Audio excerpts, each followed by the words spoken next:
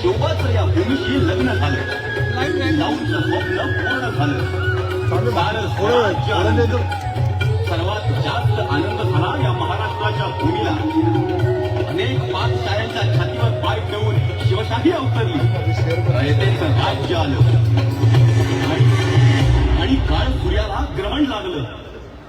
3 April 1680 रोजी छत्रपती शिवरायांचं देहावसान झालं. अवघा महाराष्ट्र बोलता झाला. रयतेचा राजा हरपला. सह्याद्री ठाकरला. तोच उभा राहिला मराठ्यांचा छावा.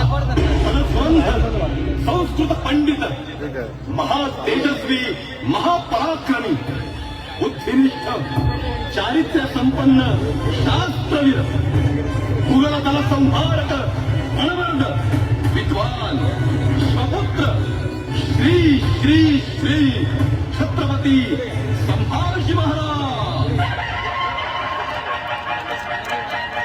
सिंहाच्या जबड्यात घालून हात मोजती दात ही मर्द मराठ्यांची जात.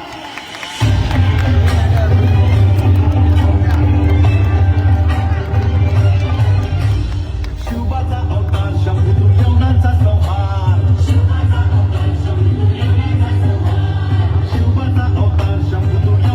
संहार. सह्याद्रीच्या भगव्या रक्ताचा दुस्वाभिमान.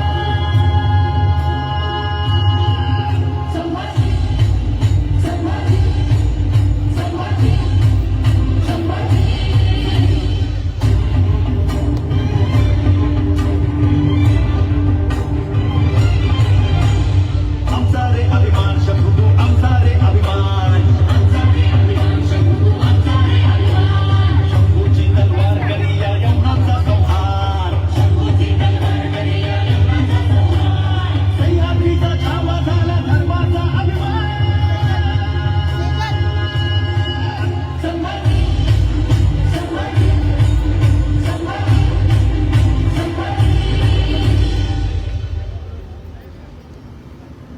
राजन थांबावे.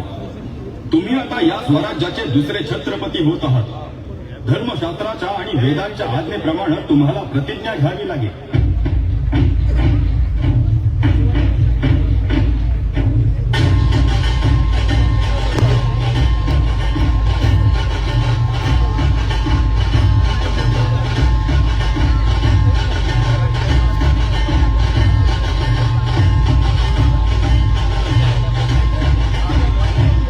आम्ही छत्रपती संभाजी राजे, छत्रपती शिवाजी राजे यांचे पुत्र या नात्यानं वचन देतो, आम्ही लढू, आमच्या अखेरच्या श्वासापर्यंत लढू.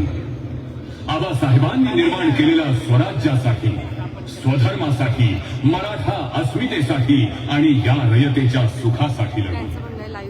आमची गर्दन छाटून निर्माल्य बनून काळाच्या पायावर वाढली तरी बेहत्तर. पण हे हिंदवी स्वराज्य, सह्याद्रीच्या अंगरख्यावरील हिऱ्या मार्गांपेक्षा लक्षपटीनं मौल्यवान असलेले हे गड किल्ले आम्ही कोणाच्याही हाती लागू देणार नाही. आम्ही चालू शिवछत्रपतींच्या पावलावर पाऊल ठेवू. धर्मासन, न्यायासन आणि सिंहासनाच्या लौकिकासाठी आणि आम्ही तत्पर राहू मावळ वाऱ्यात फडफडणाऱ्या या भगव्या ध्वजाचं स्वातंत्र्य अबाधित ठेवण्यासाठी. आई तुळजा भवानी आई